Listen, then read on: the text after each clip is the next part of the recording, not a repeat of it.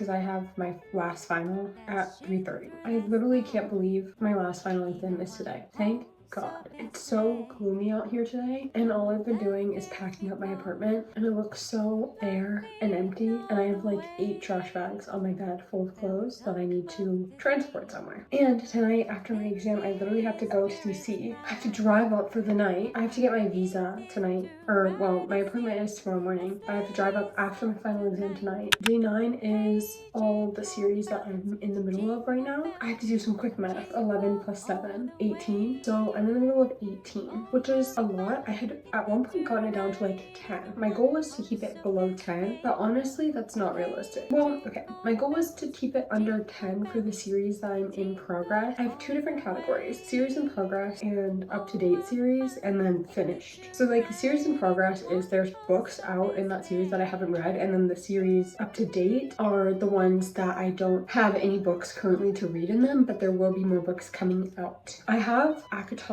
and Crescent City and stuff like that in up-to-date series, but really I don't know where to put them because I don't know when the next book's coming out. It could be years before we get the next ACOTAR book, like ACOTAR 6, even though Sarah J. Maas has posted it on her Instagram. They just reside there for now, but like I want it to look good. First, we're gonna start with the series in progress. There's 7 of them, which is good because I think my goal for the year was to keep it under 10, but there are 7 series that currently have books out that I haven't read yet, and some of them have their final book out, some of them have a book out and more releasing. It just depends on the series. The first one is Boys of Tommen. This was a series that I've kind of binged this year. I think I read the first one, I want to say last year in December, but I could be wrong, or maybe it was this year in January. Whatever it was, I read the first book and then I've binged all the other books since, and it's grown on me. I hated the first one. A lot of drama and a really good found family, and I've kind of liked seeing the found family grow since the first book, because the first book I was not interested. I did not like it. The most recent book, Taming 7 with Gibbsy, favorite book of the series. I need to read Releasing 10, but I'm terrified. I'm terrified because everyone says that Releasing 10 is so traumatic and heartbreaking that you won't get over it and you're gonna cry for weeks, and I'm like, okay, I want to read it, but I don't want to read it at the same time. It's complicated. I think I need to be in the emotional headspace. I don't know, because I'm going abroad and I'm like, is abroad the right place to read that when I'm isolated? Probably not. Number 2, Magnolia Parks. I've been thinking about maybe unhauling these, maybe selling them, or maybe getting rid of them. They're the original editions that were illustrated by Jessa Hastings' friend, allegedly, and they're really gorgeous, and that's part of the reason why I own the whole series and only have read 1 book, which, funny enough, I read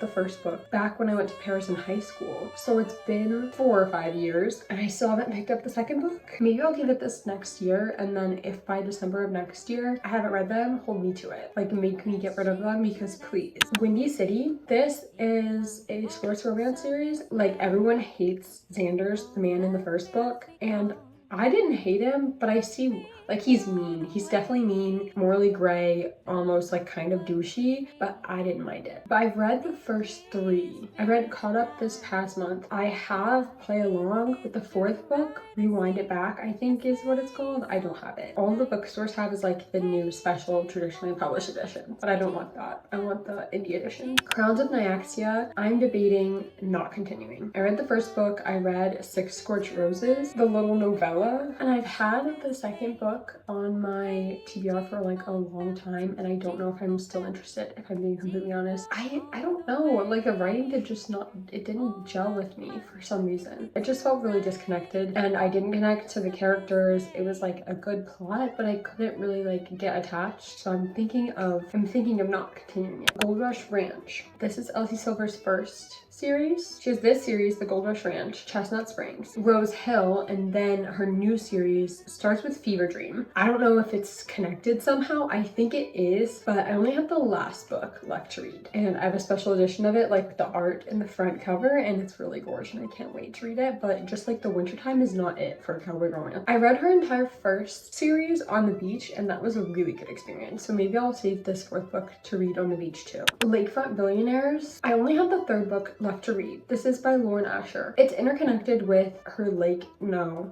I was about to say literally the exact same title. It's interconnected with the Dreamland Billionaire series, but this is the Lakefront Billionaire series. And I really love book 2. I actually read it on the beach also. It's just a man who blushes. Like, what can I say? I just love a man who blushes. Coincidence, we were just talking about this. The last series in progress series that I have is Rose Hill, which is the Elsie Silver series, the newest one. And I have the 3rd book. No, I'm wrong. The 4th book. I think it's Wild Card, and I also have a special edition of this with the art in the front cover because Barnes & Noble always does the art in the front cover for Elsie Silver, and all the art eats. Series that are up to date. I have read all the books that are out, but there's more to be released. There are 11 of them, and a few of them I just started like this past month in December. I'm feeling pretty good about my numbers. Ice Planet Barbarians, not for everyone. They're like 22 books. They're all like only 250 pages-ish each. The human girl gets kidnapped from Earth, taken by these bad aliens who then get overthrown and then are dropped on this ice planet. They have to survive, but they're human, and it's like an ice planet all year round. And they meet this species of, I guess, barbarian, but it's like one book for each couple. I've read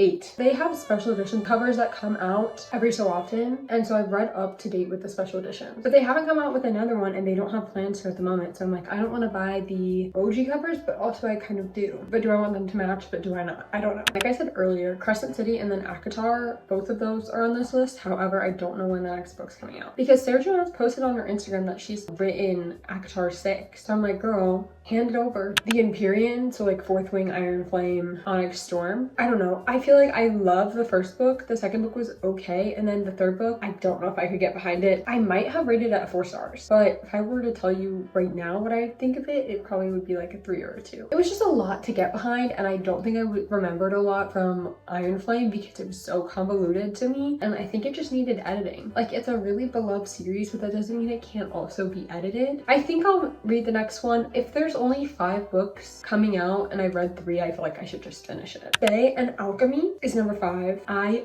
love the series. I recently finished Brimstone like last week. Very much loved it. It's one of those books where you like stay up all night and binge it. The next book in the series I think is coming out next December, so a year from like now-ish. But it's evil that I have to wait that long because what the hell? The Wolves of Ruin, that's Direbound, and the next one's Furybound, and I think the next one comes out in March. People say it's Fourth Wing but with wolves, and to some extent I agree, but also it's its own thing. Like, you can never really, oh, this series is like this book but mixed with this. It's like, no, those are just like, essentially you've just given it a trope. I think Direbound was good. I think I had a few issues with it, namely the love triangle I don't think was done as well as it could have been. I think I had just had some other like plot issues where I pretty much guessed every single thing that was gonna happen. A lot of other people I saw online reading it, they were like, oh, I was so surprised, and I was like, oh, am I a genius or am I a genius? The Stonewater Kingdom series, this is by Rachel Gillick. The Knight and the Moth was the first one, and the Knave and the Something is the second one. I really like The Knight and the Moth. Bartholomew, like, I would literally die for both Bartholomew, and I can't say his name to save my life, but the Gargoyle, he's actually fucking adorable. The Never series by Jessa Hastings, this I think I am going to continue on with because I love Peter Pan. Favorite fucking childhood movie ever. For like nostalgia purposes, it was one of the DVDs my mom had in the car, and she would put it in and we would watch it on road trips on like the little flip down TV screen. While I was reading it, I was absolutely hooked, and I don't think Jessa has a release date for Never number 2. But whenever it comes out, I'll be sad. Loki gives Descendants, but like mature. The Wolf King series by Lauren Paul Freeman. It's very Wattpad. It's the trope is kind of like Harry Styles bought me. You know, like those Wattpads that's like Harry Styles bought me from my mother because my mom hates me and she's a drunk and needs money. It's like that, but werewolves. Girl, I was sad. I need the 3rd book now. The Love Triangle, evil. And the thing about this love triangle is it was done good. I don't know who they're gonna end up with. I don't. And I have a right answer. In my head, I have a right answer, but if they don't agree with me, like if the author goes the other way, I'm gonna be pissed. The second book kind of leaned in the wrong way of like the person I didn't think it was gonna be. Seasons of Carnage. This is by Bryn Weaver. I saw somewhere it's gonna be a trilogy, but that literally doesn't make sense because there's 4 seasons. So tell me why it's gonna be a trilogy. And I said this yesterday, if the 3rd book is not, it went summer, next book coming out is like fall vibes, and then the next one, I'm assuming, It's gonna be winter. And if it's not 'tis the season, I'm going to be pissed because it's Taurus season, harvest season, 'tis the season. It's right there. Please, God. It has to be 'tis the season. Evermore, number 2. For Evermore, like the series, but number 2 is the one I have to read. Rose and Chains is the first one. I recently finished that and it was a 4-star. It was so good. A Hermione fanfic retelling mixed with the Beauty and the Beast retelling, and it was really good. I really like the Beauty and the Beast element, which kind of took me by surprise, but I think it fit very well with the Hermione. Is it snowing? Wait, it looks like it's snowing. There's no way it's snowing right now. Yeah, so Evermore Book 2 is coming out next year. I want to say like June or March. And I'm really excited for it because the way that this one ended off, like I didn't think it was going to be a series because it was very reminiscent of Manacled by Sinlin Yu. And I thought it was going to be one book. Turns out it's a series. I think it might be a trilogy, but I cannot wait to read the second one. So that was it. I'll see you tomorrow, and you know the drill. It actually is snowing, like I'm not kidding. I love you so much, and I'll see you very, very soon. Bye.